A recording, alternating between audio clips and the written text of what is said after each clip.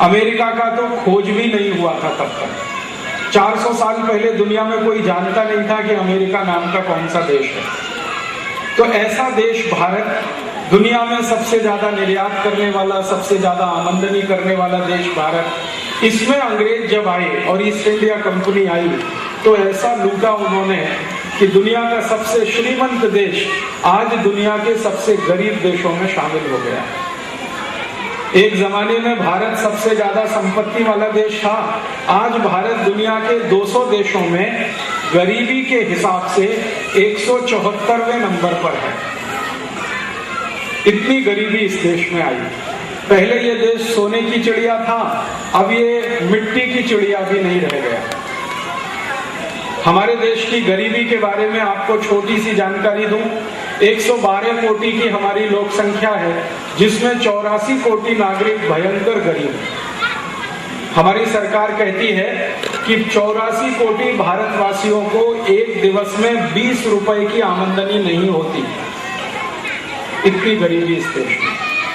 उन 84 कोटि भारतवासियों में 50 कोटि भारतवासियों में इतनी गरीबी है कि उनको एक दिवस में 5 रुपए की आमदनी नहीं होती। और 25 कोटि भारतवासियों की गरीबी ऐसी है जिनको एक दिवस में 2 रुपए की आमदनी नहीं होती। और ये गरीबी इस देश की जो इतनी तकलीफ की स्थिति में है, इसी का आज दुष्परिणाम है कि हजारों हजारों शेतकरी हर साल आत्महत्या करते हैं इस देश में। महाराष्ट्र भारत का वो राज्य है जहां सबसे जास्ती शेतकरी आत्महत्या करते हैं। एक वर्ष में महाराष्ट्र में 5600 शेतकरी आत्महत्या करते हैं। महाराष्ट्र का पड़ोसी राज्य है कर्नाटक, जहां 4500 शेतकरी दर वर्ष आत्महत्या करते हैं। और भारत में 35 राज्य हैं जिनमें एक साल में 56,000 शेतकरी आत्महत्या कर लेते हैं। गरीबी इतनी बढ़ रही है। बेकारी भी इस देश में, आजादी जब आई थी 15 अगस्त 1947 को, तो 4 कोटि भारतवासी बेरोजगार थे। अब आजादी के 60 साल के बाद 12 से 13 कोटि भारतवासी संपूर्ण बेरोजगार हैं और 8 कोटि भारतवासी साल में 8 महीने बेरोजगार रहते हैं। माने उनको साल में 4 महीने काम मिलता है, 8 महीने उनको कोई रोजगारी उपलब्ध नहीं हो पाती। अगर सरल भाषा में ये कहा जाए तो 20 कोटि भारतवासियों को काम की जरूरत है, दरकार है, लेकिन उनके पास रोजगारी नहीं है। गरीबी है, बेकारी है, भूखमरी है। इसी महाराष्ट्र राज्य में विदर्भ क्षेत्र में अमरावती नाम का एक जिला है, उसके आसपास का एरिया मेलघाट कहलाता है। इस मेलघाट क्षेत्र में दर वर्षी 50% जन्म लेते ही मर जाते हैं। और इसलिए मर जाते हैं कि उनकी आई दूध पिलाने की स्थिति में नहीं होती, क्योंकि आई को दूध नहीं बनता, क्योंकि आई को खाने को नहीं मिलता। ऐसा महाराष्ट्र राज्य का मेलघाट एरिया है। भारत सरकार के मंत्री हैं जिनका नाम है स्वास्थ्य कल्याण और परिवार राज्य मंत्री। उनका ये कहना है कि भारत में जितने बच्चे हर साल पैदा होते हैं, उनमें से 25 से 30% बच्चे वजन में बहुत कम होने के कारण पैदा होने के तीसरे महीने तक मर जाते हैं। और हमारे ही सरकार के स्वास्थ्य मंत्री का कहना है कि इन बच्चों को पैदा करने वाली जो आई है, 35 से 40% आई बच्चों को जन्म देने के पहले या जन्म देते ही मर जाते हैं, क्योंकि आई के शरीर में इतनी ताकत नहीं होती है कि वो प्रसव पीड़ा को बर्दाश्त कर सके, क्योंकि खाने को नहीं मिलता है भरपूर। इस भारत देश में आजादी के 60 साल हो गए हैं, 50% लोगों को अभी भी शिक्षा नहीं मिल पाई है, साक्षरता नहीं हो पाई। 50% लोग अभी भी बिना शिक्षा के हैं। और करोड़ों विद्यार्थी हैं जिनके पास फीस नहीं होने के कारण वो स्कूल नहीं जा सकते हैं, विद्यालय में एडमिशन नहीं ले पाते। भारत में 7,32,000 गांव हैं, इनमें से 4 लाख गांव में बीज नहीं है, इलेक्ट्रिक करंट नहीं। मेरा जन्म स्थान उत्तर प्रदेश में अलीगढ़ जिले में है। मेरे गांव में आजादी के 60 साल के बाद भी इलेक्ट्रिक करंट नहीं है। मेरा जन्म जिस गांव में हुआ है वहां बिजली नहीं है, करंट नहीं है।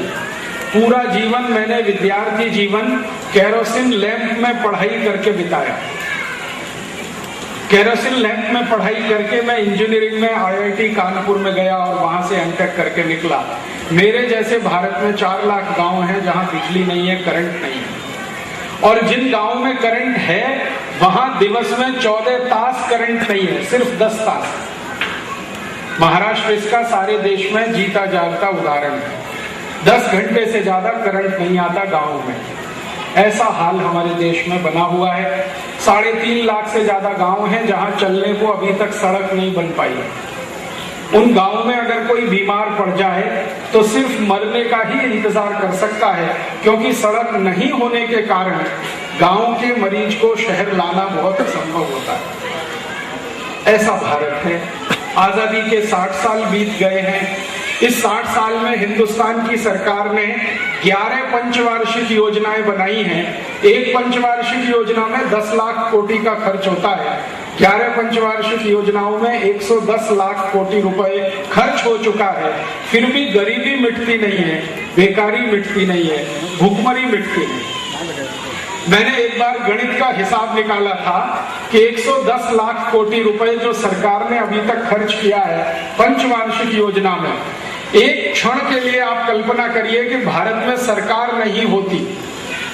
थोड़ी देर के लिए कल्पना करिए, पुढ़ारी नहीं होते, सरकार नहीं होती, राजकीय पक्ष नहीं होते, और 110 लाख कोटि रुपए देश के विकास पर खर्च किया जाता तो हिंदुस्तान का एक एक गरीब आदमी लखपति हो जाता।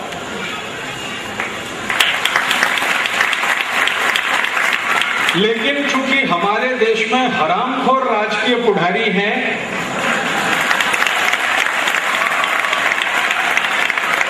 और इन राजकीय पुढ़ारियों की हरामखोरी के बारे में आप सब जानते हैं, मुझे कहने की जरूरत नहीं है। तो अब तक 110 लाख कोटि रुपए जो खर्च हुआ है।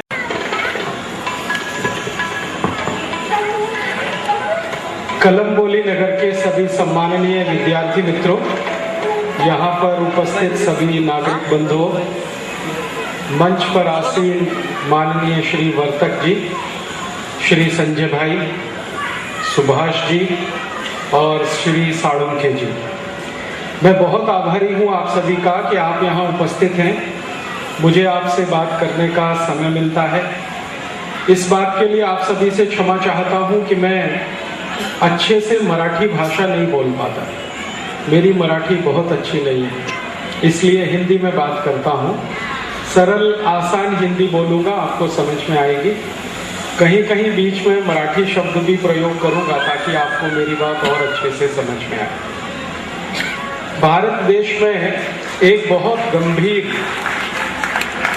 आर्थिक समस्या उत्पन्न हुई है। उस समस्या के समाधान के लिए पूरे भारत देश में एक अभियान चल रहा है। मैं उसी अभियान में काम करता हूँ। इस अभियान का नाम है आज़ादी बचाओ आंदोलन। ये आज़ादी बचाओ आंदोलन का अभियान महात्मा गांधी के गांव से शुरू हुआ है। महात्मा गांधी का गांव है वर्धा जिले में, महाराष्ट्र राज्य में, और उस गांव का नाम है सेवाग्राम।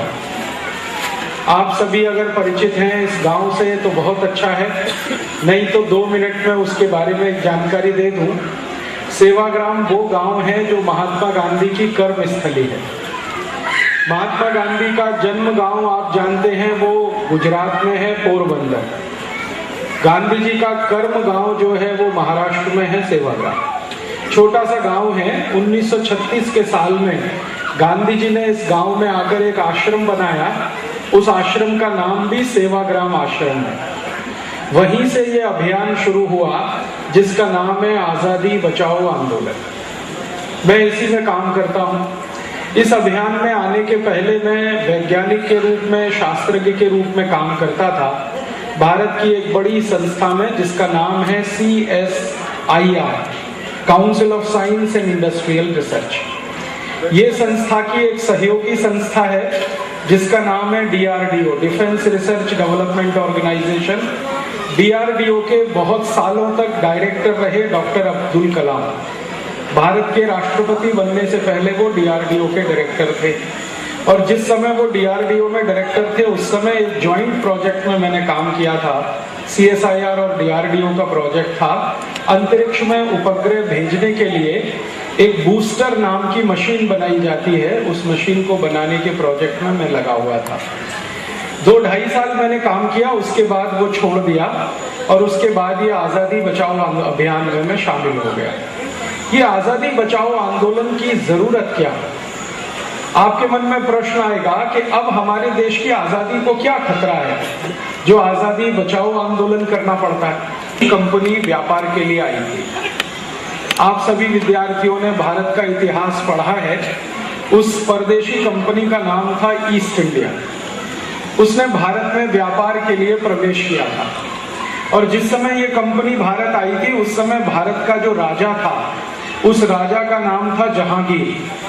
जहांगीर ने भारत देश में ईस्ट इंडिया कंपनी को व्यापार करने का लाइसेंस दिया था और ईस्ट इंडिया कंपनी ने गुजरात राज्य के सूरत नगर में एक दुकान शुरू की थी। उस एक दुकान से उनकी दूसरी दुकान बनी, फिर तीसरी बनी, फिर धीरे धीरे 100 साल में उन्होंने इतना व्यापार किया, इतना मुनाफा कमाया कि ईस्ट इंडिया कंपनी ने तय किया कि अब भारत देश में ही रहना है। वो आए थे व्यापारी बनकर चाय और कॉफी बेचने के लिए, फिर इस देश के राजा बन गए, इस देश के मालिक बन गए। और जब ईस्ट इंडिया कंपनी का साम्राज्य स्थापित हो गया हमारे देश पर, तब उन्होंने इस देश का लूट करना शुरू किया और लूटने के लिए उन्होंने बड़े बड़े कानून बनाए, नीतियां बनाई, नियम बनाए और वो लूट का सारा पैसा और धन यहाँ से इंग्लैंड ले गए। अंग्रेजी ईस्ट इंडिया कंपनी ने जब लूट हिंदुस्तान में की तो भारत का क्या हाल हुआ। ईस्ट इंडिया कंपनी के आने के पहले भारत दुनिया का सबसे ज्यादा संपन्न देश था, समृद्धशाली देश था। एक अंग्रेजी इतिहासकार हुआ, उसका नाम है अर्नोल्ड टाइनबी। अर्नोल्ड टाइनबी ने भारत देश पर सबसे ज्यादा रिसर्च किया है, शोध किया है। उसने भारत देश पर कुछ पुस्तकें लिखी हैं। उनमें से एक पुस्तक है जो सारी दुनिया में चर्चित है, जिसका नाम है history of British India. Bharat का इतिहास उसने लिखा है। पुस्तक का नाम है हिस्ट्री ऑफ ब्रिटिश इंडिया, माने ब्रिटेन का जो भारत है गुलामी का, उसका इतिहास उसने लिखा है। और उसमें उसने पुस्तक के सबसे पहले पन्ने पर शुरू करते हुए ये लिखा है कि अंग्रेजों के और ईस्ट इंडिया कंपनी के भारत में आने से पहले भारत दुनिया का सबसे ज्यादा श्रीमंत देश है। और वो कहता है कि दुनिया के देशों की जो अमीरी है, अमीरी, उसमें भारत सबसे ऊंचे स्थान पर है। दुनिया में मात्र 200 देश हैं, उनमें आज से 400 साल पहले भारत सबसे ऊंचे स्थान पर है। पर कैपिटा इनकम माने प्रति व्यक्ति आय, पर कैपिटा प्रोडक्शन माने प्रति व्यक्ति उत्पादन, पर कैपिटा कंजम्पशन माने प्रति व्यक्ति उपभोग और पर कैपिटा डोमेस्टिक सेविंग्स माने घरेलू बचत, ये सब आर्थिक आधारों पर भारत दुनिया का सर्वश्रेष्ठ देश था। टॉइनबी लिखता है कि दुनिया भर के देशों का सोना, चांदी, हीरे, जवाहरात जैसा बेशकीमती सामान भारत में आता था और भारत से कुछ भी बाहर नहीं जाता। दुनिया भर के देशों से सोना चांदी भारत में क्यों आता था? क्योंकि भारत का सामान दुनिया के देशों में बिकता था। भारत सबसे बड़ा एक्सपोर्ट करने वाला देश उस समय था। अंग्रेजी इतिहासकार टॉइनबी के जो दस्तावेज हैं वो बताते हैं कि दुनिया के बाजार में जितनी वस्तुएं बिकती थी उनमें 33% वस्तुएं सिर्फ भारत की होती थी, 27% वस्तुएं चीन की होती थी और अमेरिका और इंग्लैंड का कोई स्थान उस समय नहीं था दुनिया में। अमेरिका का तो खोज भी नहीं हुआ था तब तक। 400 साल पहले दुनिया में कोई जानता नहीं था कि अमेरिका नाम का पहले बात में फिर जाहिरात, फिर बात में फिर जाहिरात, फिर बात में फिर जाहिरात। अंत में क्या होता है, बात में भूल जाती है, जाहिरात याद हो जाता है। मैं किसी को भी पूछता हूं आपने कल क्या बात में देखी, कहते माहिती नहीं। फिर मैं उसको पूछता हूं आपने कल जाहिरात क्या देखा, वो पट से बोलता है ठंडा मतलब। देखिए आप भी बोल रहे हैं, बात में याद नहीं है, जाहिरात याद। अब ये जाहिरात क्यों याद हो जाता है और बात में याद क्यों नहीं हो पाती है? कारण ये है कि बात में हर घंटे 2 घंटे में बदल जाती है, नई बात नहीं आ जाती, लेकिन जाहिरात बदल नहीं होता। वो 1 दिवस, 10 दिवस, 1 महीना, 1 बरस, 2 बरस, 10 बरस एक ही चलता है। ठंडा मतलब कोका कोला, ठंडा मतलब कोका कोला, ठंडा मतलब कोका कोला। तो चूंकि जाहिरात बदलता नहीं, याद हो जाता है। याद हो जाए तो फिर बाजार में जाकर हम वही वस्तु खरीदते हैं जो जाहिरात में देखा। माने हम कोका कोला पीते हैं, फिर पेप्सी कोला पीते हैं। किसी को भी पूछो भाई क्यों पी रहे हो कोका कोला, तो कहते हैं आमिर खान कह रहा है इसलिए पी रहे, सलमान खान कह रहा है इसलिए पी रहे, शाहरुख खान कह रहा है इसलिए पी रहे। अब आमिर खान क्यों कहता है ये ठंडा मतलब कोका कोला, एक बार मैंने ये जानने के लिए आमिर खान को ईमेल किया, कंप्यूटर के माध्यम से उसको एक पत्र लिखा और आमिर खान को मैंने एक प्रश्न किया, do you drink Coca Cola, क्या तुम कोका कोला पीते हो? तो आमिर खान ने मुझे उत्तर दिया, I do not drink Coca Cola, मैं पीता नहीं हूं Coca Cola, I only advertise Coca Cola, मैं सिर्फ उसका जाहिरात करता हूं। मैं उसको पूछा तुम जाहिरात क्यों करते हो, तो उसने कहा 7 कोटी रुपए मिलता है ठंडा मतलब कोका कोला बोलने का। 7 कोटी। आमिर खान ने मुझे बताया, तब माहिती हुआ, मैं तो फिल्म देखता नहीं। उसने कहा कि मैं 1 वर्ष में 1 फिल्म बनाता हूं और उसमें 3 कोटी रुपए मिलता है। 1 वर्ष में 3 कोटी की आमदनी है और ठंडा मतलब कोका कोला 5 मिनट बोलता हूं तो 7 कोटी की आमदनी होती है। तो उसने कहा आजकल मैंने फिल्म बनाना कम कर दिया है क्योंकि उसमें पैसा कम है और ये ठंडा मतलब कोका कोला ये शुरू कर दिया है क्योंकि इसमें पैसा ज्यादा है। फिर मैंने आमिर खान को एक बार पूछा कि तुम पीते क्यों नहीं हो कोका कोला, जाहिरात क्यों करते हो? तो उसने कहा जाहिरात तो पैसे के लिए करता हूं, पीता इसलिए नहीं हूं कि ये पीने लायक नहीं। मैं पूछा क्यों नहीं है पीने लायक? तो उसने कहा मेरा डॉक्टर मना करता है इसको नहीं पीना। मैं उसको पूछा क्या कहता है तुम्हारा डॉक्टर? तो कहता मेरा डॉक्टर कहता है दिस इज हाईली एसिडिक। मतलब क्या है? कोका कोला में जास्ती एसिड है, इसलिए आमिर खान का डॉक्टर उसको बोलता पीना नहीं तो इससे एसिडिटी हो जाएगी, हाइपर एसिडिटी हो जाएगी, थोड़े दिन में अल्सर हो जाएगा, पेप्टिक अल्सर हो जाएगा और अंत में कैंसर हो जाएगा और मर जाओगे। इसलिए आमिर खान पीता नहीं, दूसरों को पिलाता। जब आमिर खान ने मुझे ये कहा कि मैं इसे पीता नहीं क्योंकि इसमें एसिडिटी, हाइपर एसिडिटी होने की शक्यता है, तब मुझे मन में एक विचार आया कि पता करना चाहिए पेप्सी कोला में क्या एसिड है। एसिडिटी माने एसिड है तभी तो एसिडिटी है। तो मैंने मुंबई के बाजू में एक बहुत बड़ा नगर है, उसका नाम है पुणे। पुणे में जिन वैज्ञानिकों ने जांच किया उन्होंने बताया कि पेप्सी और कोका कोला में जो एसिड है उसका नाम है फॉस्फोरिक एसिड। हार्पिक बनता है। हार्पिक आपने जाना है, देखा है? हार्पिक क्या करता है? संडास साफ करता है। तो संडास साफ करने वाला जो हार्पिक है वो फॉस्फोरिक एसिड से बनता है। उसी फॉस्फोरिक एसिड से कोका कोला भी बनता है। और जिन वैज्ञानिकों ने जांच किया उन्होंने कहा कि संडास साफ करने वाले हार्पिक में जितनी मात्रा में एसिड है, एसिड की मात्रा पता है कैसे जानते हैं? पीएच। पीएच नाम सुना है? PH value. हाँ, पीएच वैल्यू उसमें कहा कि पेप्सी कोला, कोका कोला का पीएच वैल्यू है 2.4, 2.4। और मैंने एक दिन हार्पिक का पीएच वैल्यू निकाला, वो भी 2.4 ही है। तब मुझे एक आइडिया ये आया कि हार्पिक से अगर संडास साफ हो सकता है तो पेप्सी से भी होना चाहिए, क्योंकि दोनों एक ही क्वालिटी के हैं। तो एक दिवस मैंने मेरी आई को कहा कि आई हम हमारा संडास अभी पेप्सी से साफ करेंगे। तो मेरी आई थोड़ी परेशान हुई, उसने कहा क्या बकवास कर रहा है? मैंने कहा इसका जो एसिडिटी है माने पीएच वैल्यू है ये हार्पिक के बराबर है। तो मेरी आई ये सब समझती नहीं है क्योंकि वो स्कूल नहीं गई, बस उसने इतना जरूर मान लिया कि हाँ ठीक है करके देख लेना। तो मैंने आई को कहा 30 दिवस संडास साफ नहीं करेंगे, इसको गंदा होने देंगे, तभी तो असली परीक्षण होगा कि कितनी ताकत है पेप्सी और कोक में। तो 30 दिवस मैंने संडास साफ नहीं किया, वो बहुत गंदा हो गया, आधा इंच उसमें पीला कचरा जमा हो गया।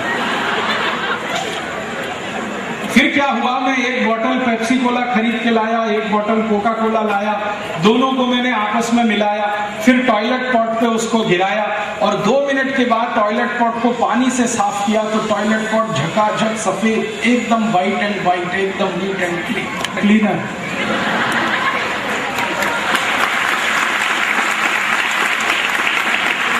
अब मुझे बहुत दुख होता है कि भारत में कुछ पढ़े लिखे सुशिक्षित लोग ये टॉयलेट क्लीनर पीते हैं, गटागट। और जास्ती पढ़े लिखे लोग जास्ती पीते हैं, एजुकेटेड इडियट्स उनको मैं कहता हूं। वो इंजीनियर है, डॉक्टर है, प्रोफेसर है, मैनेजर है, चार्टेड अकाउंटेंट है, वो जास्ती पेप्सी कोक पीते हैं। अनएजुकेटेड है, वो इंटेलिजेंट है, और जो सुशिक्षित है वो इडियट है, पेप्सी पीता है, कोक पीता है, थम्स अप, लिम्का, सिट्रा, और अकेले नहीं पीता, घर में आने वाले मेहमान को भी पिलाता है। एक बाजू में कहता है मेहमान देवता होता है, देवताओं को इस हंडा साफ करने का पानी। कुछ मेहमान अपने घर में ऐसे आते हैं जो घुसते ही कहते हैं ठंडा लाओ, माने टॉयलेट क्लीनर पिलाओ हमको अभी ना। ऐसा धंधा चल रहा है।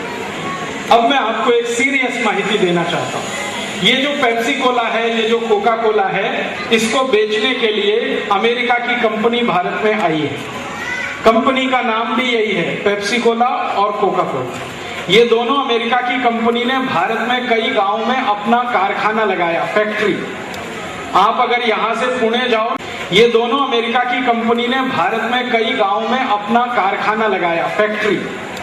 आप अगर यहां से पुणे जाओ ना, पुणे, तो पुणे के बाजू में एक गांव है पेरंगुट, वहां पर कोका कोला की सबसे बड़ी फैक्ट्री। एक बार मैं वो फैक्ट्री देखने गया तो वहां जो मैनेजर काम करता, मैंने उसको पूछा कि आप इस फैक्ट्री में क्या बनाते हैं? तो उनका कोका कोला बनाते हैं। तो एक बाटली कितने में बनता है? उसने कहा 70 पैसे में बनता है। तो मैं दिमाग घूम गया मेरा, 70 पैसे में? उसने कहा हाँ, ये बाटली 70 पैसे में इसलिए बनता है कि ये बाटली में पानी है, पानी फोकट का मिलता है हमें, सरकार हमसे पानी का पैसा नहीं लेती। फिर इस पानी में हम कुछ केमिकल मिलाते हैं, वो केमिकल बहुत सस्ते आते हैं, कोई केमिकल 2 पैसे का, कोई 5 पैसे का, कोई 10 पैसे का, कुल केमिकल मिलाकर 70 पैसे खर्च होता है। फिर सरकार इस पर 1 रुपए टैक्स लेती है हमसे, फिर 30 पैसे जाहिरात का हम खर्च करते हैं, तो एक बाटली बनाने पे 2 रुपए खर्च आता है। वो बाटली कलम्बोली में 12 रुपए का बेचते हैं, बनाते हैं 2 में, बेचते हैं 12 में, तो कंपनी को मुनाफा होता है, नफा होता है 10 रुपए। इसका अर्थ ये हुआ कि कलम्बोली के किसी भी नागरिक ने एक बाटली कोका कोला पिया तो 10 रुपए भारत से अमेरिका को दिया। 800 कोटी बाटली पीते हैं कोका कोला की, पेप्सी कोला, और हर साल एक वर्ष में 7,000 कोटी रुपए अमेरिका को देते हैं। एक वर्ष में 7,000 कोटी गया, 2 वर्ष में 14,000 कोटी, 3 वर्ष में 21,000 कोटी। 15 वर्ष से ये धंधा चल रहा है कोका कोला का, तो 15 वर्ष में 1 लाख कोटी रुपए भारत से अमेरिका चला गया। ये 1 लाख कोटी रुपए इतनी बड़ी रकम है जिसमें कम से कम 10,000 इंजीनियरिंग कॉलेज बन सकते हैं। रुपए से सोना खरीद लिया जाए तो महाराष्ट्र राज्य के 19,000 गांवों की सड़क सोने से बन सकती है। 1 लाख कोटी रुपए की रकम भारत से अमेरिका चली गई, क्या करने से? कोका कोला पीने से। अब जिन्होंने कोका कोला पिया उन्होंने देश को 1 लाख कोटी रुपए का नुकसान करा दिया। अब आगे क्या हुआ कि हमने कोका कोला पिया, पैसा अमेरिका चला गया, अमेरिका ने ये पैसा पाकिस्तान को दान में दिया, क्योंकि अमेरिका और पाकिस्तान की दोस्ती है, मित्रता है। भारत और पाकिस्तान की दुश्मनी है, अमेरिका और पाकिस्तान में दोस्ती है।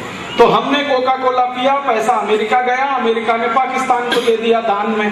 पाकिस्तान सरकार ने वो पैसा त्रासवादी संगठनों को दे दिया दान में।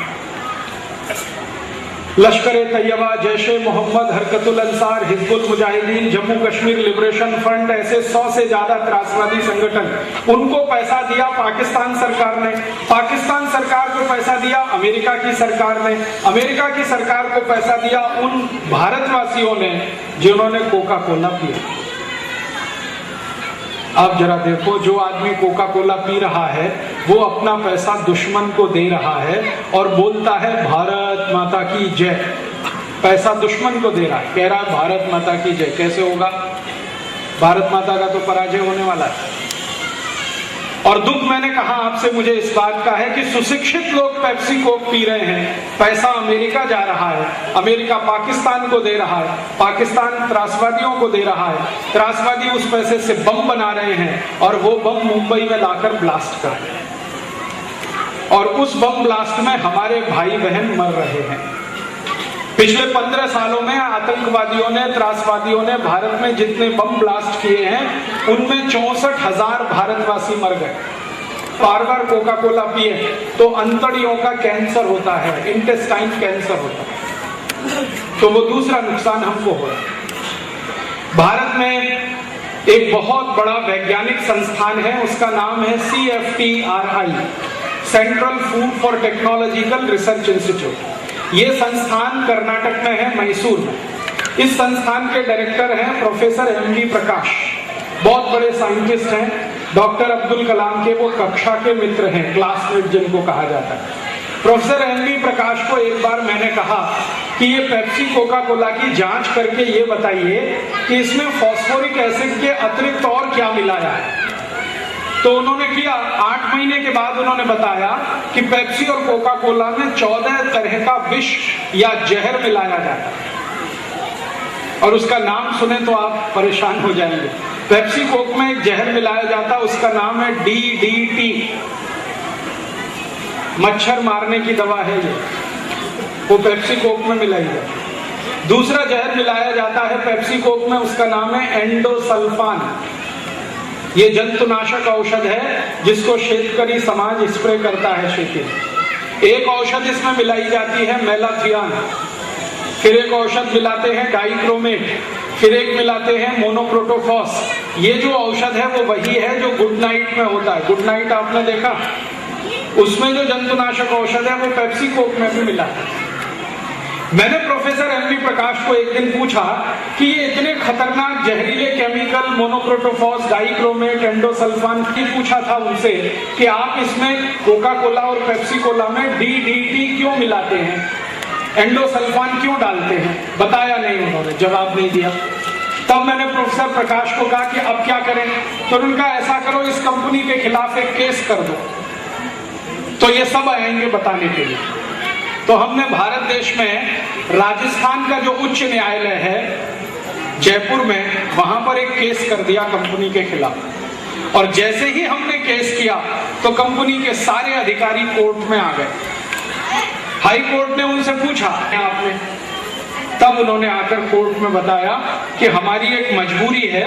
वो मजबूरी ये है कि जब हम ये बाटली भरते हैं कोका कोला की, तो बाटली भरने के 48 मिनट के बाद इसमें जंतु उत्पन्न हो जाते हैं और ये जंतुओं की संख्या हर 48 मिनट में बढ़ती जाती है। और हमारी जो बाटली बनती है और बाजार में जब बिकती है तो इसमें 90 दिन खत्म हो जाते हैं, माने बाटली बनने से बिकने तक 90 दिन का समय लगता है। तो 3 महीने में बाटली में इतने जंतु आ जाते हैं कि कोई भी आंखों से देख सकता है, तो कोई देख लेगा जंतुओं को तो पिएगा नहीं। इसलिए इन बाटलियों में हम जंतुनाशक औषध मिला देते हैं ताकि जंतु मरते रहें और कोई भी पिएगा तो उन्होंने कहा फिर वो उसकी समस्या है जो पिएगा विकलांग हो जाए।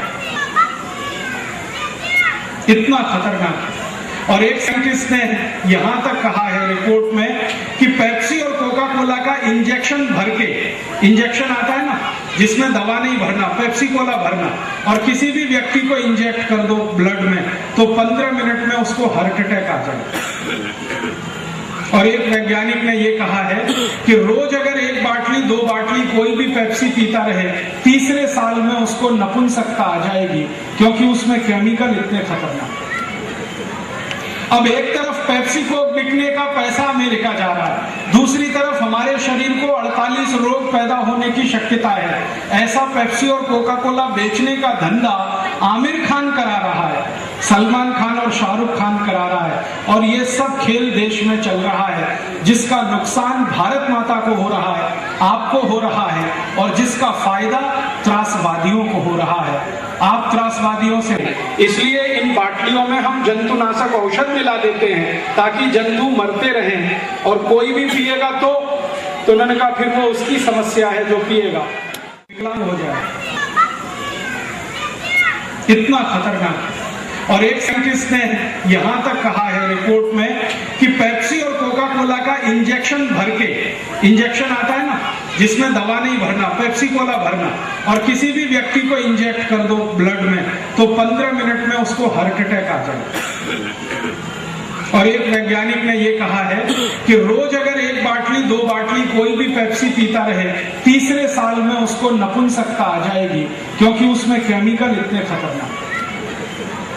अब एक तरफ पेप्सी को बिकने का पैसा अमेरिका जा रहा है, दूसरी तरफ हमारे शरीर को 48 रोग पैदा होने की शक्यता है। ऐसा पेप्सी और कोका कोला बेचने का धंधा आमिर खान करा रहा है, सलमान खान और शाहरुख खान करा रहा है, और ये सब खेल देश में चल रहा है जिसका नुकसान भारत माता को हो रहा है, आपको हो रहा है, और जिसका फायदा त्रासवादियों को हो रहा है। आप त्रासवादियों से रोज परेशान हो रहे हैं, उनको पैसा पाकिस्तान से मिल रहा है, पाकिस्तान को पैसा अमेरिका से मिल रहा है, अमेरिका को पैसा भारत के वो लोग दे रहे हैं जो पेप्सी और कोका कोला पी रहे हैं। अभी आप विद्यार्थियों से मैं एक प्रश्न पूछना चाहता हूं कि पेप्सी कोला पीना चाहिए? तो मैं आपको बोलूंगा कि आप भारत माता के सबसे बड़े दुश्मन हैं और देशद्रोही हैं। तो आप बोलेंगे फिर हम क्या पिए? पीने के लिए सबसे अच्छा है ऊस का रस पीजिए, संतरे का रस पीजिए, मौसमी का रस पीजिए। आपको कुछ मिलता है अच्छा तो द्राक्ष का रस पीजिए, गाजर का रस पीजिए, टमाटर का रस पीजिए। कुछ नहीं मिलता तो नींबू की शिकंजी पीजिए, नारियल का पानी पीजिए। वो भी नहीं मिलता है तो मिट्टी के घड़े का पानी पीजिए। वो पेप्सी कोक से अच्छा है क्वालिटी में और कीमत में सस्ता है। आप सब भारतवासी अगर ये बात मान लें कि पेप्सी कोक ना पिए तो 1 वर्ष में देश का 7,000 कोटी रुपए बचेगा। उतने ही रुपए से ऊस का रस पिए तो 7,000 कोटी रुपए का ऊस का रस बिकेगा। 7,000 कोटी का अगर ऊस का रस बिकेगा तो दर वर्षी शेतकरी समाज को जो ऊस उत्पन्न करता है उसको 7,000 कोटी रुपए का लाभ होगा। और मैंने एक दिन जोड़ा है हिसाब कि 10 वर्ष में हिंदुस्तान का हर शेतकरी जो ऊस उत्पन्न कर रहा है वो कोटिपति हो जाएगा और फिर कभी भी आत्महत्या करने का काम नहीं करेगा। तो भारत के शेतकरी को श्रीमंत बनाइए, शेतकरी को कोटिपति बनाइए ताकि वो आत्महत्या ना करे। इसलिए ऊस का रस पीजिए, पेप्सी को कभी मत पीजिए। ऊस का रस ना मिले तो संतरे का रस पीजिए, तो भी मुनाफा शेतकरी को ही मिलेगा। संतरे का रस ना मिले तो ये मौसमी का रस, द्राक्ष का रस पी लीजिए, तो भी पैसा शेतकरी को मिलेगा। माने ऐसा सॉफ्ट ड्रिंक पीजिए जो भगवान का बनाया हुआ और शेतकरी को लाभ पहुंचाने वाला हो। करेंगे? और अगर आपने ये किया तो एक बहुत बड़ी क्रांति इस देश में हो जाएगी, जैसे कभी 1857 में इस देश में हुई थी। 1857 की क्रांति जिन्होंने की उनको हम बड़े श्रद्धा से याद करते हैं। नाना साहब पेशवा, तात्या टोपे, झांसी की रानी लक्ष्मीबाई, नाना फडणवीस, वासुदेव बलवंत फड़के, ये सब क्रांतिकारियों को हम श्रद्धा से याद करते हैं क्योंकि इन्होंने भारत में एक क्रांति की थी सन 1857 में।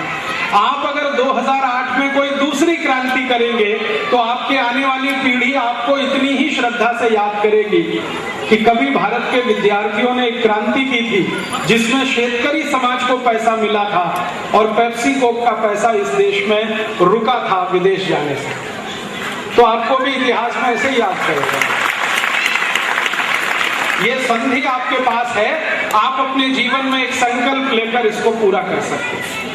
अब आप एक आखिरी प्रश्न पूछेंगे कि भारत की सरकार को यह माहिती नहीं है क्या कि कोर्ट में हमारा केस अभी चल रहा है? तो भारत के प्रधानमंत्री की तरफ से जो वकील आया सुप्रीम कोर्ट में, उसको सुप्रीम कोर्ट ने पूछा कि प्रधानमंत्री को यह पूछो कि उन्होंने पेप्सी और कोका कोला को लाइसेंस क्यों दिया। प्रधानमंत्री कौन है मालूम है? डॉक्टर मनमोहन सिंह। यही व्यक्ति थोड़े दिन पहले देश में वित्त मंत्री भी थे 1991 में, जब नरसिम्हा राव प्रधानमंत्री थे, और इन्होंने ही पेप्सी और कोका कोला को लाइसेंस दिया है, डॉक्टर मनमोहन सिंह ने।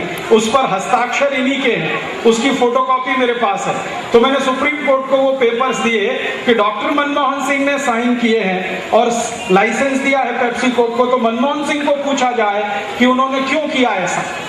तो मनमोहन सिंह की तरफ से सुप्रीम कोर्ट में जो जवाब आया वो सुनने लायक है। हमारे देश के प्रधानमंत्री ने कहा कि मैंने पेप्सी और कोका कोला को लाइसेंस दिया है बहुत बड़ी मजबूरी में, खुशी से नहीं। तो मजबूरी क्या है? तो प्रधानमंत्री ने कहा कि भारत की सरकार ने सन 1991 के साल में अमेरिका से कर्ज लिया था। कर्ज इतनी जरूरत थी कि भारत देश का खजाना बिल्कुल खाली हो गया था और भारत की सरकार ने खजाने का सोना भी बेच दिया था, 47 मीट्रिक टन। तो मनमोहन सिंह ने कहा कि हमारे पास कोई विकल्प नहीं था, खजाने का सारा सोना बिक चुका था, पैसे हमारे पास थे नहीं, हमको कर्ज चाहिए था, हमने अमेरिका से कर्ज मांगा। अमेरिका ने हमारे ऊपर शर्त लगाई कि जब तक पेप्सी कोक को लाइसेंस भारत में आप नहीं दोगे हम कर्ज नहीं देंगे। तो इस मजबूरी में हमने कर्ज दिया। तो सुप्रीम कोर्ट ने प्रधानमंत्री को कहा कि आपने इनको लाइसेंस दिया है तो अब इनका लाइसेंस रद्द कर दो, कैंसिल कर दो। तो प्रधानमंत्री कह रहे हैं कि ये मैं नहीं कर सकता। क्यों?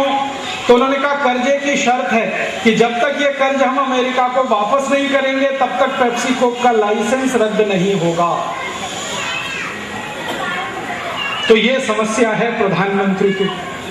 फिर ये समस्या को लेकर मैं भारत के राष्ट्रपति को मिला था, जो अभी भूतपूर्व राष्ट्रपति हैं, जिनका नाम है डॉक्टर अब्दुल कलाम। उनको मैंने कहा कि देखिए ऐसी समस्या आ गई है, प्रधानमंत्री कहते हैं कि जब तक हम कर्ज वापस नहीं करेंगे अमेरिका का, मैंने सुप्रीम कोर्ट में मुकदमा तो कर दिया है, इसका फैसला तो जो आएगा सो आएगा, लेकिन देश में क्या करना चाहिए।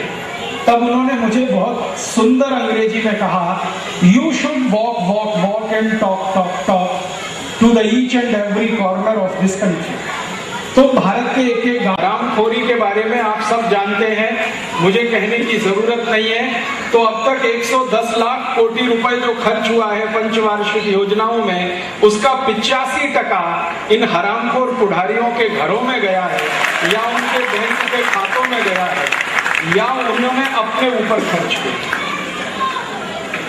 मैं पिछले 15 सालों से एक काम में लगा हुआ हूं कि भारत के जो भ्रष्टाचारी राजकीय पुढ़ारी हैं, इन्होंने कितनी संपत्ति बनाई है पिछले 60 साल में। तो अब तक 419 पुढ़ारियों का मेरे पास डिटेल आया है, बायोडेटा, बहुत डिटेल मैंने इकट्ठा किया। उनमें से महाराष्ट्र के भी कुछ पुढ़ारी हैं, आंध्रा के हैं, तमिलनाडु के हैं, केरल के हैं, उत्तर प्रदेश के हैं, 419 पुढ़ारी हैं। ये पुढ़ारी आज से 15 साल पहले सड़क पर खड़े होकर भाजी बेचते थे।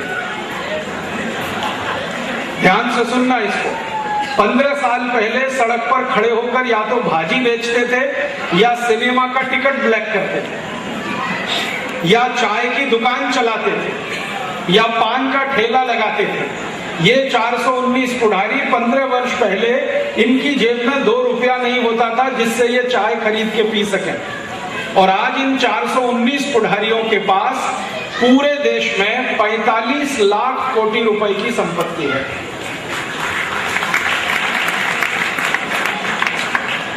आप इन पुढ़ारियों से पूछो 45 लाख कोटि कहां से आया, तो कहते हैं भगवान ने दिया।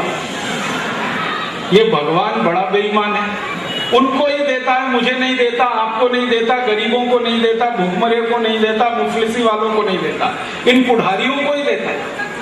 और इन 419 पुढ़ारियों में कई पुढ़ारी ऐसे हैं जो रात को बिस्तर पर सोते हैं तो हजार के नोटों की गड्डी लगा के उसके ऊपर चादर बिछा के सोते हैं, नींद नहीं आती उनको, नोटों की गड्डी के नीचे ही नींद आती है।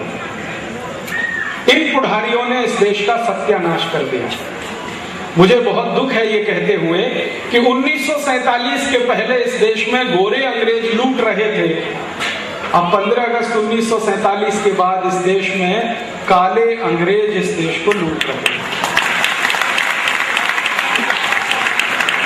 गोरे अंग्रेज अंग्रेज इंग्लैंड से आए थे भारत को लूटने के लिए। ये काले अंग्रेज आपके और मेरे बीच में से ही पैदा हुए हैं और देश को लूट रहे हैं।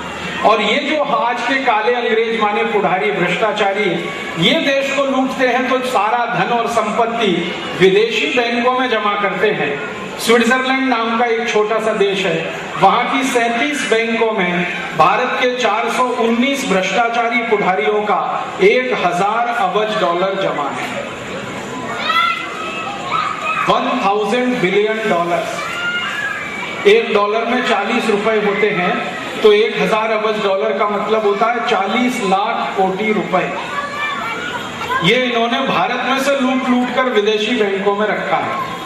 मेरे मन में एक योजना चल रही है आजकल, जो सारा देश मदद करे, तो इस योजना को मैं करना चाहता हूं इस देश में, कि जिन पुढ़ारियों ने भारत का धन लूटकर विदेशी बैंकों में रखा है, इस धन को भारत में वापस लाया जाए और इसको भारत की राष्ट्रीय संपत्ति घोषित कराया जाए। अगर ये 1000 अरब डॉलर का धन भारत में वापस आ गया और इसको राष्ट्रीय संपत्ति जाहिर करा दिया, तो 40 लाख कोटी रुपए देश को मिलेंगे। और ये इतनी बड़ी रकम है कि इससे सोना खरीद लिया जाए तो भारत के एक एक गांव की सड़क पर सोने की चादर बिछाई जा सकती है, सोने की परत बिछाई। मैं आपसे कहने ये आया कि भारत गरीब नहीं है, भारत के हरामखोर पुढ़ारी गरीब हैं, जिन्होंने लूट लूट कर इस देश को गरीब बना दिया। जो लूटखोर होता है उसको मैं गरीब कहता हूं, क्योंकि अगर वो मानसिक रूप से गरीब नहीं होता तो लूटखोरी क्यों करता। तो ये मानसिक रूप से गरीब पुढ़ारियों ने इस देश को गरीब बना दिया है। देश गरीब नहीं है, यहाँ के पुढ़ारियों ने गरीब बना दिया। और अब मैं आपसे जो कहने आया वो ये कि ये पुढ़ारियों ने देश को गरीब बनाने के लिए और इस देश की लूट बढ़ाने के लिए वही काम फिर से शुरू कर दिया है जो 400 साल पहले मुगल बादशाह जहांगीर ने किया था। आप जानते हैं जहांगीर ने क्या किया था? थोड़ी देर पहले बताया। एक अंग्रेजी ईस्ट इंडिया कंपनी को भारत में बुलाया था और जहांगीर ने उस कंपनी के साथ समझौता किया था कि आप भारत में आइए, लूट करिए, पैसा कमाइए, थोड़ा सा मुझे भी दे दीजिए, बाकी लंदन लेके जाइए। तो ईस्ट इंडिया कंपनी आ गई और एक ईस्ट इंडिया कंपनी ने आकर 400 साल लूटा। अब आजादी के 60 साल के बाद 2008 में जब मैं आपसे बात कर रहा हूं, तो आज के पुढ़ारियों ने हजारों परदेशी कंपनियों को बुला लिया है, उनको लूटने का लाइसेंस दे दिया है और उनका एक ही नारा है कि लूटो, थोड़ा बहुत हमको भी दे दो। तो अब भारत में क्या हो गया है? 4500 परदेशी कंपनियां आ गई हैं, वो इस देश को लूट रही हैं। इन कंपनियों के कुछ नाम हैं, जैसे Pepsi Cola, Coca Cola, Colgate Palmolive, Procter and Gamble, Reckitt and Colman, Johnson and Johnson, Ciba Geigy, McDonald, Kentucky Fried Chicken, ऐसी 4500 परदेशी कंपनियां। हमारे पुढ़ारियों ने इनको लाइसेंस दे दिए हैं। ये कंपनियों ने भारत में अपने कारखाने लगाए हैं, फैक्ट्रियां बनाई हैं, उनमें कुछ वस्तुएं ये बनाते हैं, उन वस्तुओं का टीवी पे जाहिरात कराते हैं। वो जाहिरात आप और मैं हम रोज देखते हैं। थोड़े दिन में वो जाहिरात हमको इतने पसंद आते हैं कि हम वही वस्तु खरीदते हैं जो हमने जाहिरात में देखी।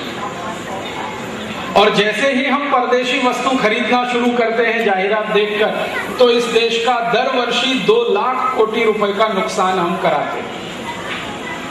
कैसे होता है ये सारा खेल?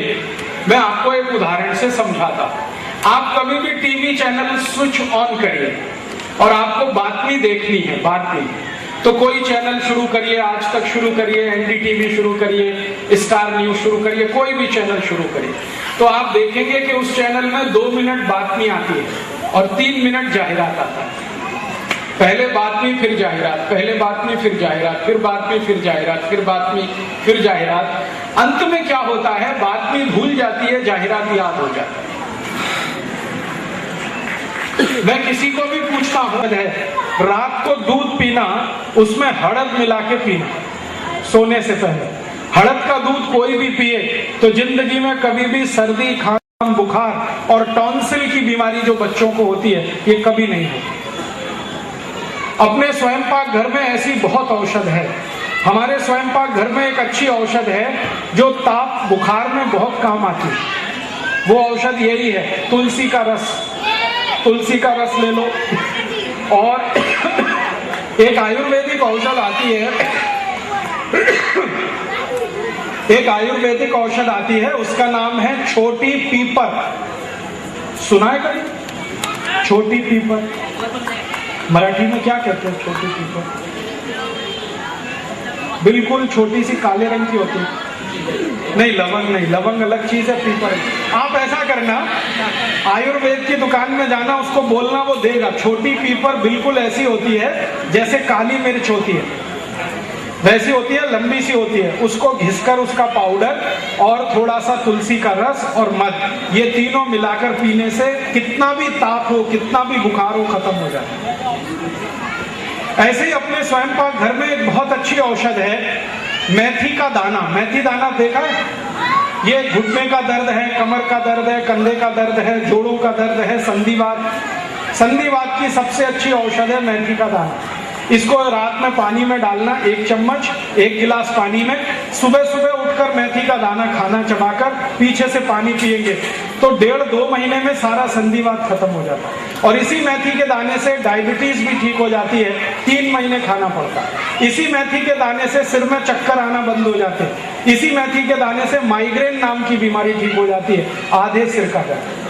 और ये मेथी का दाना हमारी आयु के लिए बहुत उपयोगी है। जब हमारी आयु की उम्र 45 वर्ष होती है तो मेनोपॉज पीरियड शुरू होता है। बहुत कॉम्प्लिकेशन उस समय आयु को होते हैं। उस समय मेथी का दाना सभी आयु को बहुत अच्छा काम आता है। और ये मेथी के दाने का आप उपयोग करना चाहें तो रक्त की जितनी भी बीमारियां हैं, रक्त की बीमारी माने heart attack, cardiac arrest, cholesterol बढ़ना, ये सब मेथी दाने से ठीक होता है। ऐसे ही अपने स्वयं पाक घर में एक बहुत अच्छी औषध है, चूना। पान में जो चूना लगा के खाते हैं ना, ये एक चूना 48 बीमारियों में औषध का काम करता है। एक बहुत खराब बीमारी आती है, उसका नाम है पीलिया। अंग्रेजी में कहते हैं जॉन्डिस, मराठी में शायद कहते हैं काविड़। काविड़ समझते हैं? आंखें पीली हो जाती, उसकी औषध है चूना। क्या करने का है? उसके रस में चूना मिला के पिलाओ जिसको भी काविड़ हुआ, 7 ही दिन में काविड़ ठीक हो जाए। कितना पिलाएं? 1 ग्राम चूना और 1 गिलास उसका रस। इसी चूने से और एक रोग ठीक होता है। आंखों में अगर मोतियाबिंद आ गया, कैटरेक्ट, तो ऑपरेशन बिना कैटरेक्ट ठीक करना है तो चूने से ही ठीक होता है। चूना खाना है दही में मिला के या ताक में मिला के। इसी चूने से और एक रोग ठीक होता है। अपने घर में छोटे बच्चे होते हैं, उनको ऊंच नहीं बढ़ता, कई ऐसे बच्चे होते हैं, उनको बोलो कि दही या ताक में चूना खाओ, ऊंच बढ़ेगा। और कुछ बच्चे ऐसे देखे हैं मैंने जिनका लंबाई अच्छा है लेकिन बुद्धि कमजोर है, ब्रेन कम है, उनको चूना खिलाओ, ब्रेन बहुत अच्छा होता है। आप में से बहुत सारी बहनें हैं जिनको अक्सर एक बीमारी है, बाल टूट रहे हैं। आप चूना खाना शुरू कर दो, बाल टूटना बंद हो जाए। अगर आपको नाखून में कोई तकलीफ आ रही है, चूना खाओ, नाखून अच्छे हो जाएंगे। अगर आपको शरीर में चुस्ती फुर्ती, भूख कम लग रही है, चूना खाओ, भूख अच्छी लगेगी। मैंने इस चूने का प्रयोग करके 48 बीमारियों को ठीक किया है और पिछले 6 साल में हजारों रोगियों को ठीक किया, फोकट में, बिना 1 पैसे खर्चे के। तो मैं सबको बोलता हूं, चूना खाओ, चूना किसी को लगाओ मत, चूना खाओ, चूना खाने के लिए। घर में ऐसी कोई औषध नहीं है जिससे बीमारी ठीक ना हो। मैंने एक दिन स्वयं पाक घर का हिसाब निकाला था। स्वयं पाक घर में 108 औषध हैं और 148 बीमारियों का इलाज उससे होता है। तो आप कभी भी बीमार पड़े तो बजाय डॉक्टर की दवा खाने के स्वयं पाक घर की औषध खाओ।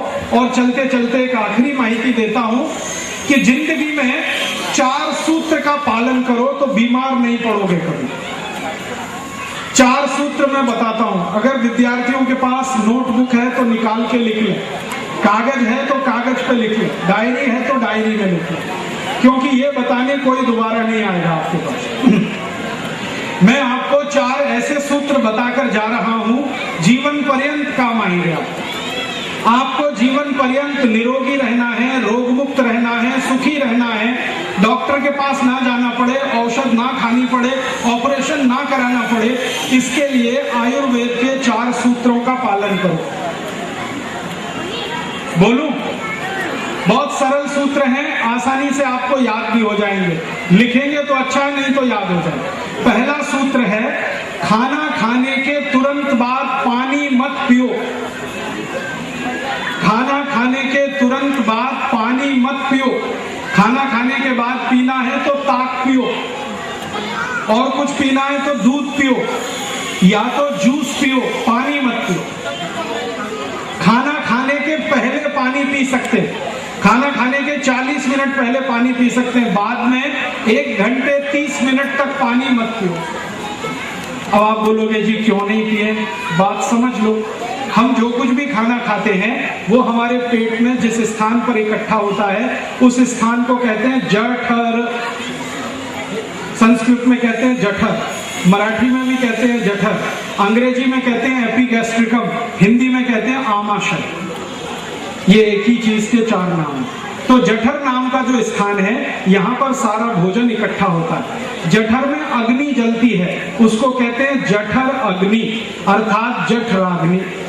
ये अग्नि जलती है तो खाने का पाचन होता है। तो खाना जैसे ही खाते हैं अग्नि जलती है, अग्नि जलती है, उसी समय आप गट गट गट गट पानी पी लेते हो तो अग्नि शांत हो जाती है, तो खाना पचता नहीं, तो खाना सड़ता है, और सड़ा हुआ खाना 103 रोग पैदा करता है। इसलिए आयुर्वेद में कहा गया है भोजन के तुरंत बाद पानी नहीं पीना। कब पीना? 1 घंटे 30 मिनट बाद पीना। और प्यास लगे तो मैंने बोला ताक पीना, या तो दूध पीना, नहीं तो जूस पीना, पानी नहीं पीना। ठीक है? ताक पीना हो तो दोपहर को भोजन में ही पीना, जूस पीना हो तो सुबह के भोजन में पीना, और दूध पीना हो तो रात के भोजन में पीना। डिनर के बाद दूध, लंच के बाद ताक, ब्रेकफास्ट के बाद जूस। दूसरा नियम है कि पानी कभी भी पीना हो तो घूट घूट भर के पीना, थोड़ा थोड़ा पानी पीना, सिप सिप करके पानी पीना, एक साथ गट गट गट गट पानी नहीं पीना। क्यों? पानी थोड़ा थोड़ा पिए तो मुंह की जो लार है, जिसको लाला रस कहते हैं, स्लाइवा कहते हैं, ये पानी के साथ मिक्स होकर अंदर जाता है। ये लार जो है वो क्षारीय होता है, एल्कलाइन, और पेट में अम्ल होता है, वो एसिडिक होता है। तो अल्कलाइन माने क्षार और अम्ल दोनों मिले तो न्यूट्रल हो जाता है। तो पेट जिंदगी भर न्यूट्रल रहे, इसके लिए पानी घूट घूट पिए ताकि ज्यादा लार पेट में जाए। और जिनका पेट थोड़ा भी पी लिया तो जीवन पर्यंत कभी डायबिटीज नाम का रोग नहीं होगा। गुड़ी पड़वा 1 जनवरी नहीं है, गुड़ी पड़वा है, याद रखना इसको। 1 जनवरी क्रिश्चियन लोगों का नया वर्ष है, हम हिंदुस्तानियों का नया वर्ष है गुड़ी पड़वा। अच्छा, गुड़ी पड़वा के दिन प्रसाद बनाते हैं कि नहीं? उसमें कड़ू नीम का पान क्यों डालते हैं? डालते हैं कि नहीं? बिना कड़ू नीम के पान के प्रसाद नहीं बनता। क्यों? पुणे में एक बहुत पुराने वैद्य हैं, आयुर्वेदिक चिकित्सक वैद्य, नाड़ी परीक्षण उनका बहुत अच्छा है। उनका नाम है वैद्य खड़ी वाले, सुना है कभी? जरूर उनके पास जाओ। 85 वर्ष की उम्र है, ज्ञान बहुत है उनको आयुर्वेद का। मैं अक्सर उनके पास जाता हूँ। तो एक बार मैंने उनसे ये प्रश्न किया कि अपने देश में नया वर्ष आता है, गुड़ी पड़वा को हम उस दिन प्रसाद बनाते हैं, तो कड़ू नीम का पान क्यों डालते हैं? तुलसी का पान क्यों नहीं डालते? कोतमीर का पान क्यों नहीं डाल देते? हाँ, वो भी तो पान है ना, कड़ू नीम का ही क्यों डालते? तब वैद्य खड़ी वाले ने कहा कि कड़ू नीम जो है एंटी वायरल है, एंटी बैक्टीरियल है, एंटी इन्फ्लेमेटरी है, एंटी पायरेटिक है, एंटी फंगल है। 5 गुण है कड़ू नीम में। वो किसी भी वायरस को मार सकता है, किसी भी बैक्टीरिया को मार सकता है, और शरीर को 5 गुण से संपन्न बना देता है। और जिस दिन हम कड़ू नीम का प्रसाद खाएंगे तो अगले 1 वर्ष तक निरोगी होने की शक्यता है। इसलिए हम कड़ू नीम का प्रसाद, वो शेतकरी के काम आएगी, क्योंकि कड़ू नीम की निम्बोड़ी को चटनी बना के गर्म पानी में मिलाकर अगर किसी भी पीक पर स्प्रे कर दें तो सब जंतु का नाश कर देती है। तो जंतुनाशक है, तो फोकट का जंतुनाशक हम बनाएंगे शेतकरी के लिए, मुफ्त का मिलेगा दातन और मिलेगी ऑक्सीजन। और कडुलिम एक ऐसा झाड़ है जिसको पानी नहीं लगता, बिना पानी के ही हो जाता है। तो लगाइए, एक एक झाड़ तो लगा दीजिए मरने से पहले, इतना तो देश के लिए करिए। और आप लगाएंगे झाड़, करेंगे दातन, तो बहुत अच्छा होगा। मैंने तो मेरे जीवन में एक संकल्प लिया है, आप भी ले लो। मैं किसी के घर में जाता हूं, विवाह समारोह में, लग्न प्रसंग में, तो कभी भी कवर में रख के रुपए नहीं देता किसी को। क्यों? मुझे नहीं मालूम कि मेरे रुपए से उसने दारू पिया तो, सिनेमा देखा तो, गुटखा खाया, तंबाकू खाया तो मैं रुपए नहीं रख देता कभी भी कवर में। तो क्या देता हूं मैं उसको? कडुलिम का झाड़ देके आता हूं,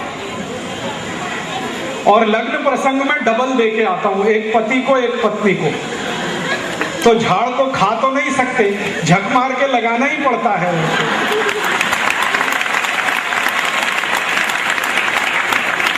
तो 2 झाड़ तो लगे।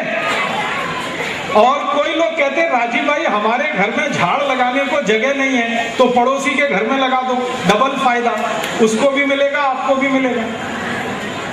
तो झाड़ लगाओ। मैंने एक दिन सोचा 10 कोटि विद्यार्थी दर वर्षी एक एक झाड़ लगाएं, 10 कोटि झाड़ देश में हर वर्ष लगें, तो 5-7 वर्ष में पर्यावरण के दूषण की समस्या जड़ से समाप्त हो जाएगी। कार्बन डाइऑक्साइड कम हो जाएगा, ऑक्सीजन बढ़ जाएगा, तो बारिश का पानी भी ज्यादा मिलेगा, तो शेतकरी को फिर फायदा मिलेगा। ठीक है, तो कोलगेट बंद, का दातन शुरू। परदेशी साबुन नहीं वापरना, Lux, Lifebuoy, Liril, Rexona, Pears, Camay, ये सब परदेशी साबुन। आप बोलेंगे फिर स्नान कैसे करना? आप मुझे एक प्रश्न का उत्तर दो। भारत देश में एक त्योहार आता है महाशिवरात्रि, आता है। उस दिन शंकर भगवान को स्नान कराते। किससे कराते? दूध से। कभी देखा शंकर भगवान लक्स लगाते? और पार्वती देवी लाइफ बॉय से नहाती, देखा है कभी? नहीं। शंकर जी दूध से नहाते हैं, तो भक्तों को भी दूध से नहाना चाहिए। हमारे भारत में एक कहावत है, दूधो नहाओ पूतो फलो। कभी किसी ने ये नहीं कहा लक्स लगाओ पूतो फलो, दूध से नहाओ पूतो फलो। तो आप बोलेंगे दूध बहुत महंगा है। नहीं नहीं, बहुत सस्ता है। कलम बोली में 1 लीटर दूध 20 रुपए का, 25 रुपए का, कितने का ही है ना, 25 रुपए का। और 1 किलो साबुन, सबसे सस्ता साबुन है लक्स या लाइफ बॉय, 15 रुपए का 100 ग्राम है, माने 150 रुपए किलो। तो साबुन 150 रुपए किलो है, दूध 25 रुपए किलो है। दूध साबुन से कम 6 पट सस्ता है। तो दूध से नहाओ। फिर आप बोलोगे कैसे नहाएं? तरीका मैं बताता हूं, बहुत सरल है। आप क्या करना, 2-3 चम्मच दूध ले लो, जास्ती नहीं, 2-3 चम्मच बस। गरम नहीं करना उसको, बिना गरम किया हो। उस दूध को शरीर में ऐसे लगाओ जैसे तेल लगाते, तेल मालिश करते हैं, दूध की मालिश करो शरीर में। 2-3 मिनट मालिश करो, फिर उसके बाद पानी से नहाओ, तो सारा मैल और गंदगी दूध बाहर निकाल देगा, पानी के साथ बाहर चला। दूध जो है ना, बेस्ट क्वालिटी क्लींजिंग एजेंट है। ये जितने ब्यूटी पार्लर्स है ना, वहां मिल्क क्लींजिंग ही किया जाता है, हो जाएगा। तो अपना पैसा अमेरिका को नहीं देना है, अपना पैसा भारत के शेतकरी समाज को देना है। तो दूध, उससे नहाओ। और दूध से भी अच्छी एक चीज है नहाने के लिए, चने का आटा, माने बेसन। थोड़ा बेसन ले लो, उसमें दूध मिला दो, पेस्ट बनेगा, उसको रगड़ के नहाओ। फिर एक है मराठी है, दीपावली के दिन कैसे स्नान करते? उठना, तो रोज उठने से नहाओ, रोज दिवाली मनाओ। और उठने में जितनी चीजें हैं वो सब शेतकरी समाज ही देता है। तो उठने का पैसा शेतकरी को मिलेगा, साबुन का पैसा अमेरिका को मिलेगा। तय करो क्या करना है, पैसा किसको देना है? शेतकरी समाज को। तो या तो उठने से नहाओ, नहीं तो दूध से नहाओ, नहीं तो मुल्तानी मिट्टी से नहाओ, नहीं तो बेसन से नहाओ, नहीं तो और एक फोकट का स्नान करने का तरीका बताता हूं। मैं कैसे नहाता हूं। मेरे जो कपड़े हैं ना, इनको मैं साबुन से धोता हूं पहले, फिर धोने के बाद पानी से साफ किया, फिर उससे शरीर की मालिश करता हूं और पानी से नहा लेता हूं। कुछ लगाना नहीं पड़ता, मुफ्त का स्नान है। और हजारों साल हिंदुस्तान के लोग ऐसे ही नहाते थे। साबुन की गरज नहीं है शरीर को, साबुन शरीर के लिए अच्छा नहीं है। साबुन से स्नान करेंगे शरीर की त्वचा में रूखापन आता है, ड्राईनेस आती है, और ज्यादा रूखा हो जाए तो सोराइसिस हो जाता है, चर्म रोग हो जाता है। लेकिन देश में क्या करना चाहिए? तब उन्होंने मुझे बहुत सुंदर अंग्रेजी में कहा, you should walk walk walk and talk talk talk to the each and every corner of this country. तो भारत के एक एक गांव में जाओ, लोगों को यही माहिती दो जो तुम मुझे दे रहे हो। लोगों को ये माहिती जितनी ज्यादा मिलेगी उतना ज्यादा लोग पेप्सी को पीना बंद करेंगे, उसका बहिष्कार करेंगे, तो कंपनी का धंधा खत्म हो जाएगा, तो ये कंपनी भारत से भाग जाएगी। प्रधानमंत्री भारत देश का ये कंपनी को नहीं भगा सकता, लेकिन करोड़ों भारतवासी इस कंपनी को भगा सकते हैं। इसलिए मैं आपके पास ये कहने के लिए, और आप याद रखिएगा कि हमें ये पेप्सी और कोक कंपनी को ऐसे ही भगाना है जैसे हमने ईस्ट इंडिया कंपनी को भगाया है। ईस्ट इंडिया कंपनी को भगाने के लिए हमारे देश में एक बड़े क्रांतिवीर आए थे जिनका नाम था लोकमान्य बाल गंगाधर तिलक। पुणे में उन्होंने एक आंदोलन शुरू किया था 1905 में, उसका नाम था स्वदेशी आंदोलन। और तिलक गांव-गांव जाते थे और लोगों को कहते थे कि अंग्रेजों को भगाना है तो अंग्रेजी वस्तु का बहिष्कार करो, अंग्रेजी कापड़ पहनना बंद करो, अंग्रेजी वस्तु वापरना बंद करो। तो लोगों ने तिलक की बात को स्वीकार किया था और अंग्रेजी वस्तु वापरना कम किया था। तो धीरे धीरे अंग्रेजों का धंधा कम हुआ था। फिर महात्मा गांधी ने इसी सूत्र को आगे बढ़ाया था और अंग्रेज 1947 में भारत से भाग गए थे। तो अगर अंग्रेज भाग सकते हैं तो पेप्सी और कोका कोला भी भागेगा। बस आपका सहकार चाहिए, सहयोग चाहिए, और वो सहकार इस रूप में चाहिए कि आप कभी पेप्सी को पीना नहीं, किसी को पिलाना नहीं, मुफ्त में भी कोई दे तो कभी लेना नहीं। मंजूर है? बहुत अच्छा। अभी दूसरा एक छोटी सी माहिती आपको और देना चाहता हूं। पेप्सी कोका कोला, एक तीसरी है, उसका नाम है कोलगेट पामोलिव। इसको भी भगाना है।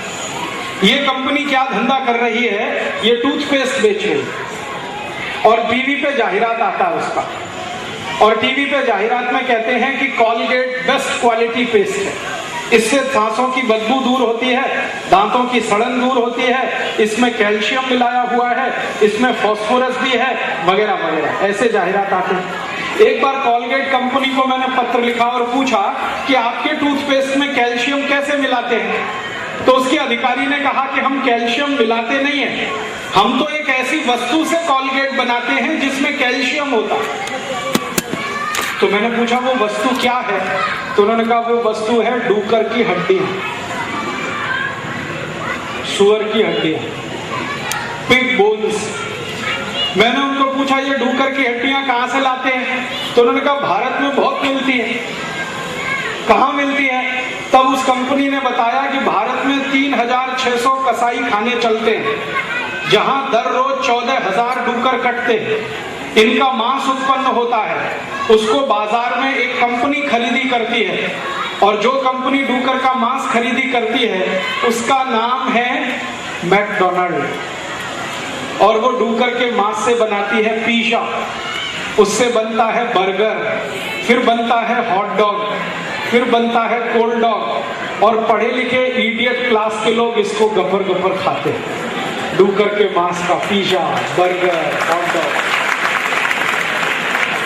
आप ध्यान देना, सुशिक्षित नागरिक ही पिज़्ज़ा खाता है, अशिक्षित नागरिक नहीं खाता, वो जवारी की भाखरी खाता,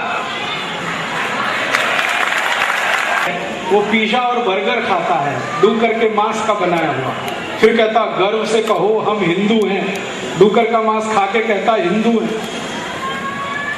और ये जो डूकर का मांस है ना जिससे पिज़्ज़ा बर्गर बनता है, इस डूकर के मांस में से तेल निकाला जाता है जिसको पिग टैलो कहते हैं, उस तेल से मैगी बनती है, मैगी। और भारत में बहुत सारे बच्चे अपनी आई को कहते हैं मम्मी मम्मी भूख लगी, मम्मी कहती है बस 2 मिनट मैगी।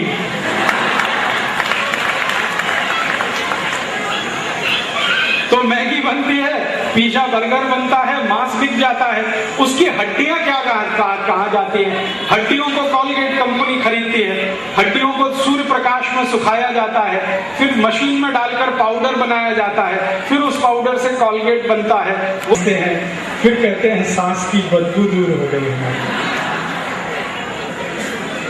कई लोगों को मैंने देखा है उपवास करते हैं, 10-10 दिन का उपवास करते हैं, गणपति उत्सव में 10 दिन उपवास करते हैं, पानी भी नहीं पीते, लेकिन सवेरे ही सवेरे डूकर की हड्डियों का पाउडर घिस लेते हैं।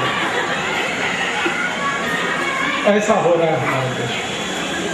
तो आपको मेरी दूसरी विनती है कि आप ये कॉलगेट नहीं लगाना, तो आप बोलेंगे कॉलगेट की जगह कौन सा पेस्ट लगाना, कॉलगेट की जगह आप बोलेंगे पेप्सोडेंट लगाना। क्या पेप्सोडेंट बनता है भैंस की हड्डियों से, मछली की हड्डियों से।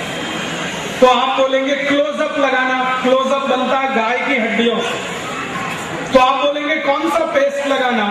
मेरी बात माने तो कोई पेस्ट मत लगाना, आप लिमड़ा के दातन से, नीम के दातन से दांत साफ करना। कड़ू लीम की काढ़ी tax free, cost free, side effect नहीं है, एक्सपायरी डेट कुछ भी नहीं है। गांव गांव गली गली कड़ू लीम की काढ़ी मिलती है, उससे दांत घिसना तो दांत मजबूत होंगे, पैसे बचेंगे और मुनाफा शेतकरी समाज को मिलेगा। 50 लाख शेतकरी नागरिकों को काढ़ी बेचने का रोजगार मिल जाए। आप कभी मुंबई जाते हैं?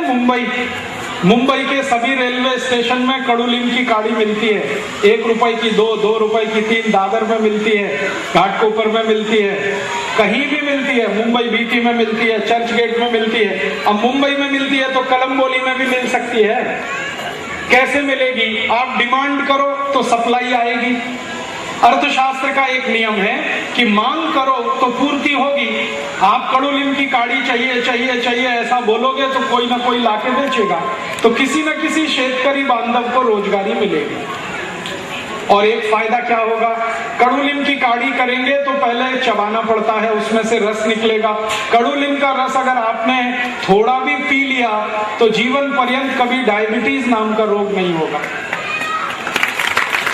गुड़ी पड़वा 1 जनवरी नहीं है, गुड़ी पड़वा है, याद रखना इसको।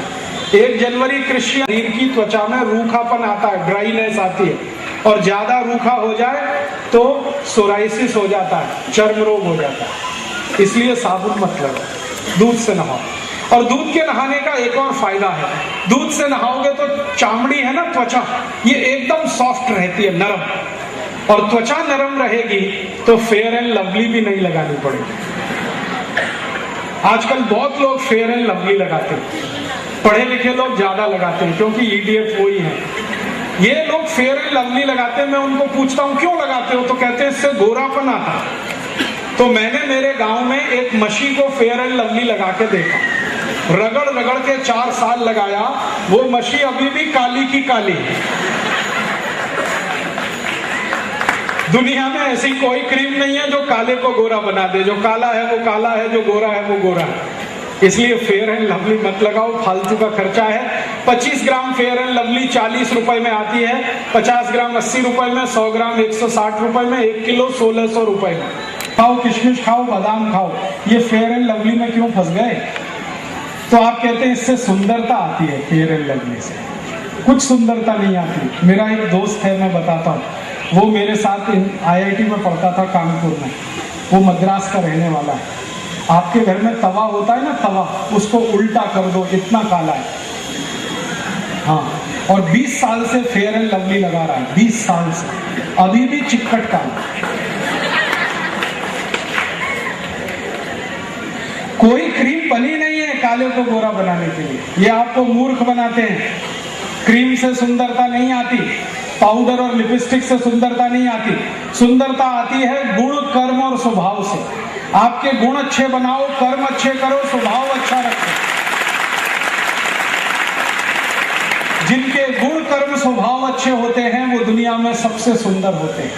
और भारत में तो ये कहा जाता है शरीर सुंदर नहीं होता, आत्मा सुंदर होती है। क्योंकि शरीर तो नश्वर है, आज नहीं तो कल, कल नहीं तो परसों, मरना सभी को है।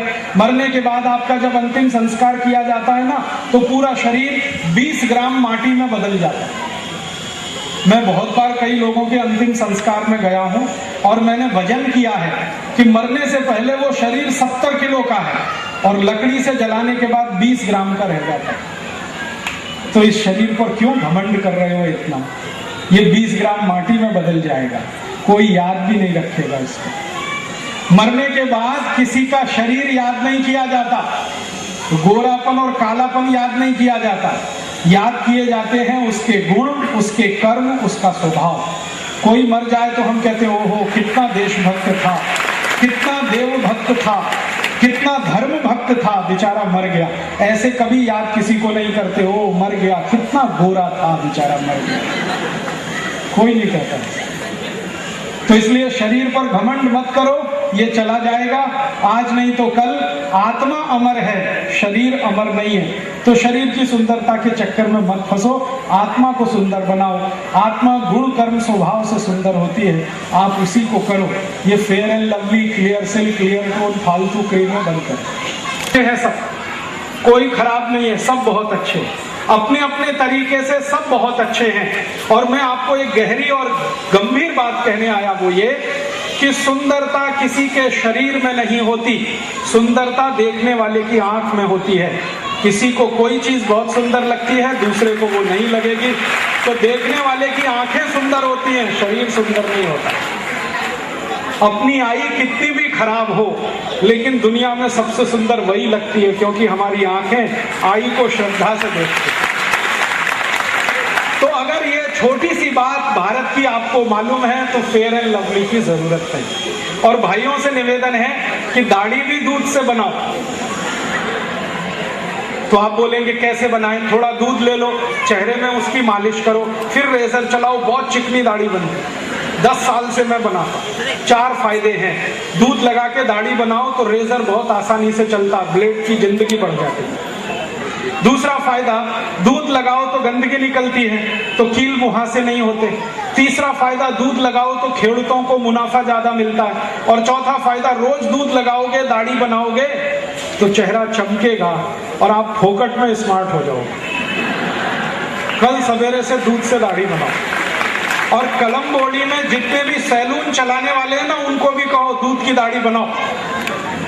तो एक जगह बनेगी, फिर 2 जगह बनेगी, फिर फैशन चलेगा, फिर पूरे मुंबई में बनेगी। मेरा एक ही लक्ष्य है, मुनाफा शेतकरी समाज को मिलेगा। आजकल जाहिरात आते हैं, पान पराग, माणक चंद, ऊंचे लोग, नीची पसंद। माणक चंद बहुत खराब चीज है। ये जो गुटखा होता है, गुटखा मावा बहुत खराब है। क्रूसिबल लिया, क्रूसिबल समझते हैं? केमिस्ट्री की लेबोरेटरी में एक बर्तन होता है जिसमें कोई भी चीज उबाली जाती है। तो क्रूसिबल में मैंने ये सब पान पराग, माणक चंद, गोवा, श्री और पता नहीं क्या क्या गुटखा मिला के उबाला। उबालते हुए मैंने उसमें आलपिन डाल दिया। आलपिन जानते हैं? टाचनी, आलपिन सेफ्टी पिन, वो डाल दिया। उबालते उबालते थोड़ी देर के बाद मैंने उसको नीचे उतारा तो टांचड़ी पूरी गल गई उसकी। गुटखा इतना खतरनाक है, मत खाना करें। जो स्टेनलेस स्टील की टांचड़ी को गला देता है गुटखा, वो आप खाओगे तो पेट में क्या क्या गलाएगा, मत खाना, नहीं तो मुंह का कैंसर हो जाएगा। 200% गारंटी दे रहा हूं, मुंह का कैंसर हो जाएगा। और गुटखा खाओ तो उसके पहले एक दिन 10 मिनट भारत के कृषि मंत्री शरद पवार की मुलाकात ले लेना।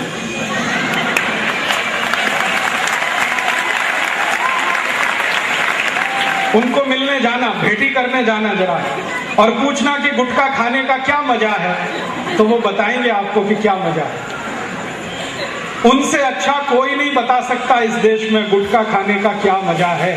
ये हाल हो गया है मुंह का, एक तरफ मुंह लटका हुआ। तो गुटखा खाओ तो पहले याद कर लेना, भारत के कृषि मंत्री को अगर ये हो सकता है तो आपको तो उससे भी जल्दी हो सकता है। मत खाओ। तो आप बोलेंगे फिर क्या खाएं? गुटखे से अच्छा बहुत कुछ है खाने के लिए। काजू खाओ, बादाम खाओ, किशमिश खाओ, मुनक्का खाओ, क्या नहीं है अपने पास? बहुत कुछ है खाने के लिए। काजू खाओ, बादाम खाओ, किशमिश खाओ, मुनक्का खाओ, क्या नहीं है अपने पास? गुटखा ही क्यों खा रहे हो? गुटखा आता है 4 रुपए का 2 ग्राम, 8 रुपए का 4 ग्राम। और ज्यादा हिसाब लगाते जाओ तो 1600-1700 रुपए किलो बैठता है। इतनी महंगी चीज खाने की क्या दरकार है? 200 रुपए का ही काजू अच्छा है खाने को, बंद नहीं करना। और व्यसन में एक आखिरी चीज है, चाय और कॉफी भी नहीं पी, ये भी व्यसन है। चाय का व्यसन इतना खराब है, अंग्रेज आए तो उन्होंने चाय पिलाई फोकट में, अब हम इतने पागल हैं कि खरीद कर पी रहे। चाय को अंग्रेजों ने लाया इस देश में, अंग्रेजों के पहले चाय नहीं थी इस देश में, अब हम पी रहे हैं और इतना पी रहे हैं कि एक दिन में 10-10 प्याले पी जाते हैं। किसी को भी पूछो बोलता है any time is T time, कभी भी चाय पी सकता। कई लोग तो कहते हैं कि सवेरे राजीव भाई संडास नहीं उतरती जब तक चाय नहीं पी लेते। क्या सत्यानाश किया आप लोगों ने अपने शरीर। ये चाय कॉफी मत पियो, विद्यार्थियों को तो बहुत ही खराब है। आप बोलेंगे क्यों? क्योंकि चाय में एक केमिकल है जिसका नाम है कैफीन, कॉफी में एक केमिकल है उसका नाम है कैफीन, दोनों में एक केमिकल है उसका नाम है टैनिन, और एक केमिकल है उसका नाम है निकोटिन। ऐसे 2000 केमिकल हैं चाय कॉफी में, ये सब शरीर को तकलीफ देते, मत पी। और दूध पीना हो तो हमेशा गाय का पीना, भैंस का दूध नहीं पीना, मशी का दूध नहीं पीना। मशी का दूध पियोगे मशी जैसे ही हो जाओ। अभी सड़क पे देखो मशी खड़ी हो जाए, सामने से ट्रक आए, पीछे से बस आए, कितना भी हॉर्न बजाए मशी हटती नहीं, वहीं खड़ी रहती।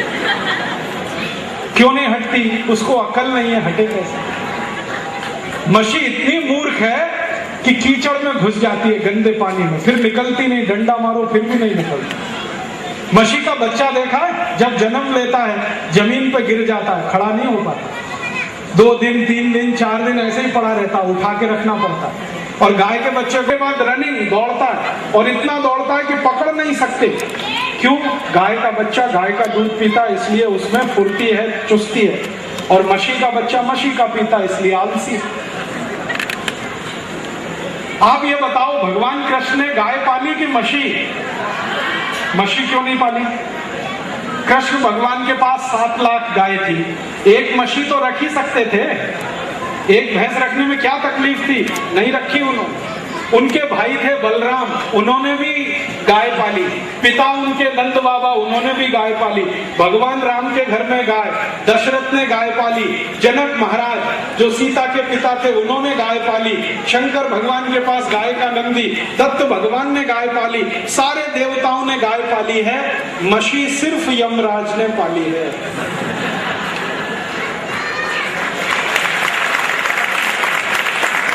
तो मशी का दूध पियो, यमराज के पास जाओ। जाना है? मत जाओ, अभी देश को जरूरत है आपको। मशी का दूध कभी नहीं पीना। आपको मैं गंभीर माहिती देता हूं। आप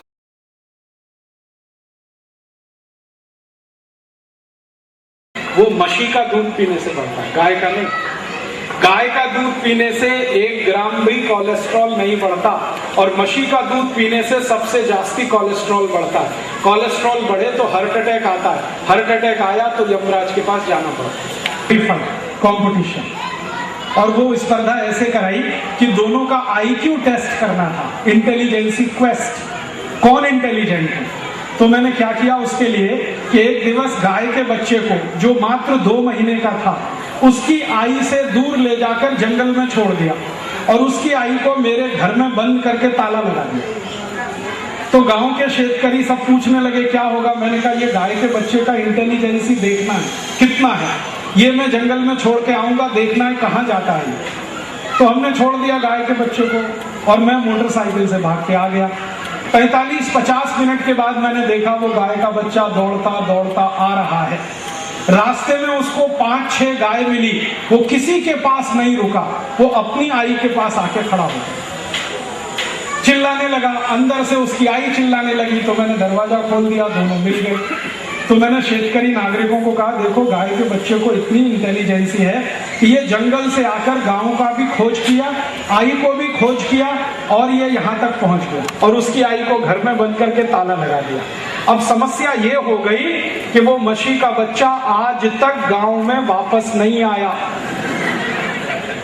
आप बोलेंगे वो कहाँ गया? वो दूसरे गांव में चला गया, और दूसरे गांव में एक दूसरी मशी के साथ चला गया, और दूसरी मशी इतनी मूर्ख ले गई उसको अपने साथ, उसको माहिती नहीं है कि ये उसका बेटा या नहीं है। ऐसी मूर्ख मशीन, उसका पियो दूध, हो जाओगे सब वैसे ही, मत पीना। तो आप बोलेंगे फिर दूध किसका पिए? गाय का पीना, गाय का। भगवान कृष्ण ने गाय का दूध पिया, आप भी पियो। कभी भी टीवी जाहिरात देखकर औषध नहीं लेना, औषध। जैसे टीवी में एक जाहिरात आता विक्स, विक्स का जाहिरात आता ना, विक्स सर्दी जुकाम की औषध, कभी मत लेना, क्योंकि विक्स जो है ना बहुत खराब औषध है। अमेरिका में 20 साल से विक्स बंद है, बैन है। डॉक्टर ये कहते हैं कि विक्स अगर उपयोग किया तो दमा हो जाता है, अस्थमा, इसलिए विक्स उपयोग नहीं करना। बेनेड्रिल कभी उपयोग नहीं करना।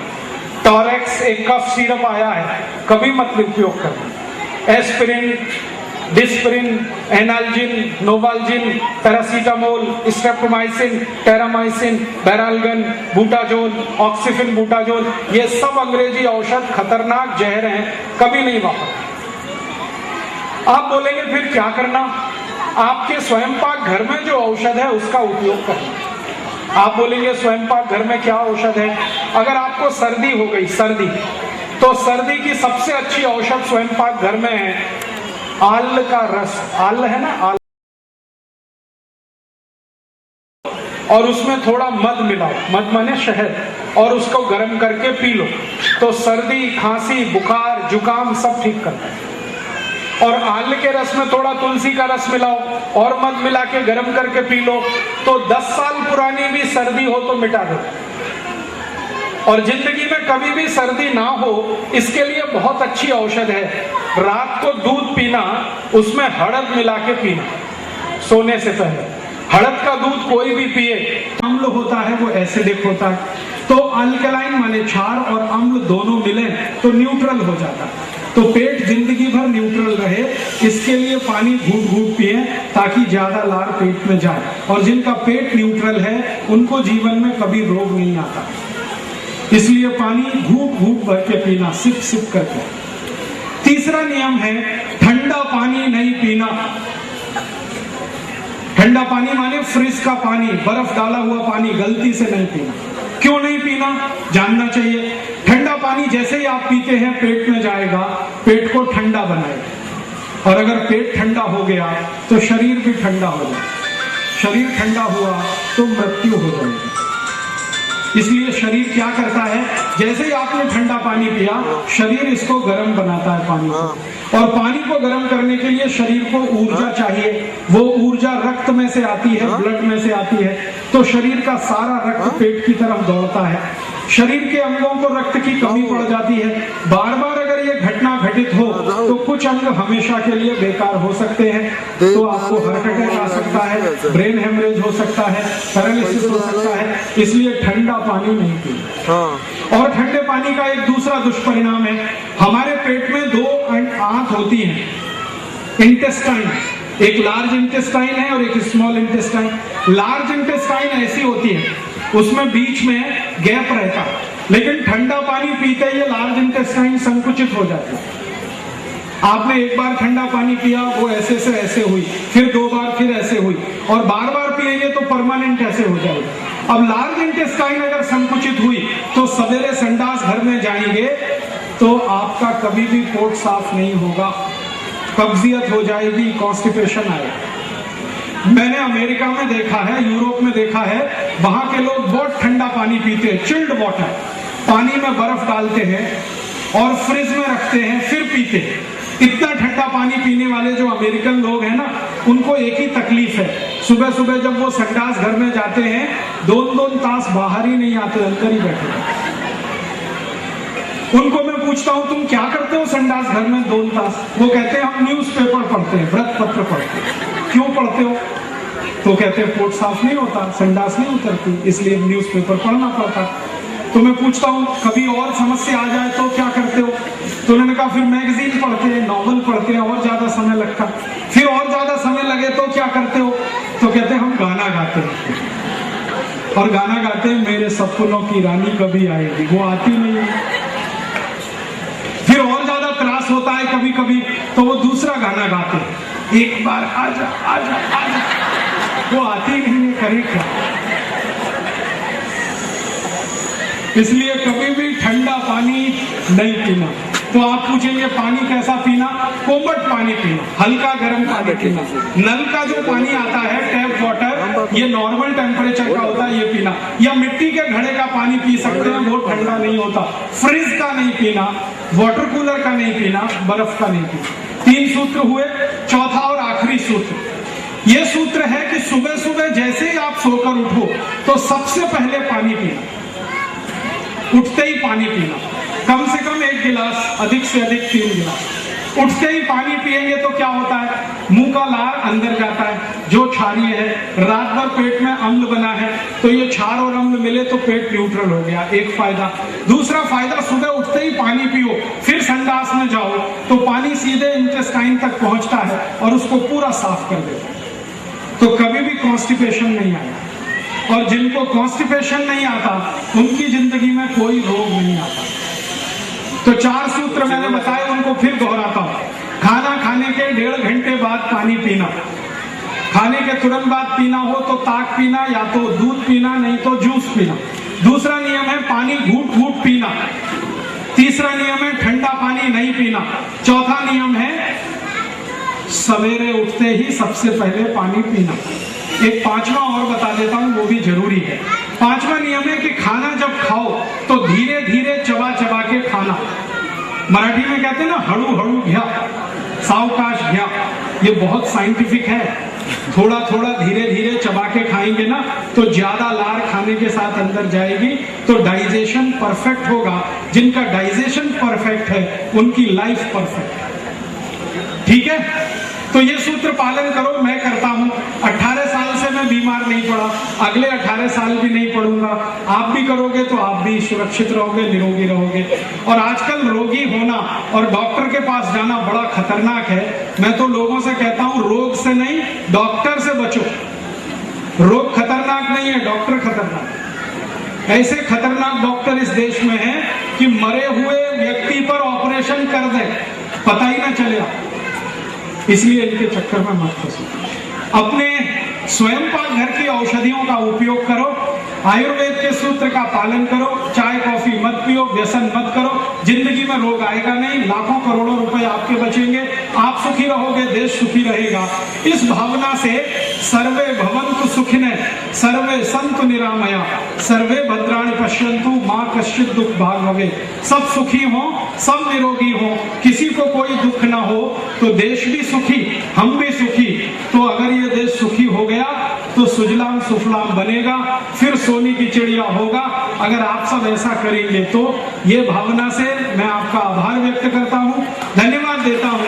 आपने बड़े धैर्य से, शांति से मुझे सुना, और जितनी माहिती मैंने दी है वो दूसरों को जरूर देना, क्योंकि ज्ञान को जितना फैलाएं उतना ही बढ़ता है और उसका मूल्य बढ़ता है। अब आपको ये लगे कभी कि ये जो माहिती भूल गए तो इसके लिए कुछ पुस्तकें मैंने बनाई हैं, वो यहाँ बाजू में स्टॉल पर हैं। स्वयं पाक घर की औषधियों से कौन कौन सी बीमारी ठीक हो सकती है, स्वयं पाक घर के बाहर जो तुलसी और अदरक जैसी औषधि, उससे क्या ठीक हो सकता है, ऐसी बीमारी की माहिती देने वाली 7-8 तरह की पुस्तकें हैं, आप ले सकते हैं। दुर्भाग्य से वो हिंदी में है, मराठी वाली में ला नहीं पाया क्योंकि मैं बीच में से आया इस कार्यक्रम के लिए।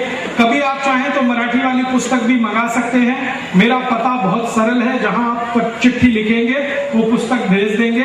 राजीव दीक्षित, मुकाम पोस्ट सेवाग्राम, जिला वर्धा, राज्य महाराष्ट्र, इतने से पत्र पहुंच जाता है। आप मराठी चाहें तो मंगा सकते हैं। हिंदी पुस्तक यहाँ है, 7-8 तरह की है, आप ले सकते हैं, पढ़कर दूसरों को दे सकते हैं। और जो व्याख्यान मैंने दिया, इसकी 40 घंटे की ऑडियो सीडी और वीडियो सीडी है, वो सीडी भी यहाँ पर है, आप सीडी ले सकते हैं, बार बार देखकर इसकी कॉपी करके दूसरों को दे सकते हैं, ताकि ये विचार और ये ज्ञान ज्यादा से ज्यादा लोगों तक फैले और लोग इसमें लग जाएं, तो ये देश फिर से आजादी अपनी सुरक्षित रखेगा और सुजलाम सुफलाम हो जाएगा। हम लोगों ने ये अभियान शुरू किया था तो फंड की बहुत समस्या थी। कोई भी काम करो तो फंड्स लगते, तो हमने एक रास्ता निकाला। हम लोग खादी बनाते, चरखा चलाते हैं, खादी बनाते हैं, वो खादी की बिक्री से हमारे फंड्स इकट्ठे करते हैं। तो हमारे कार्यकर्ताओं का बनाया हुआ थोड़ा खादी का कापड़ भी है, अगर आप लेंगे तो इससे हमें थोड़ी आर्थिक मदद मिलेगी, आपको खादी का कापड़ मिलेगा। पुस्तक और सीडी लेंगे तो ये विचार को फैलाने में और ज्ञान को प्रसारित करने में आप सब एक दूसरे की मदद कर सकेंगे। ऐसी भावना से आपका आभार व्यक्त करता हूँ, धन्यवाद देता हूँ। और ये माहिती सबको दें, ऐसी भावना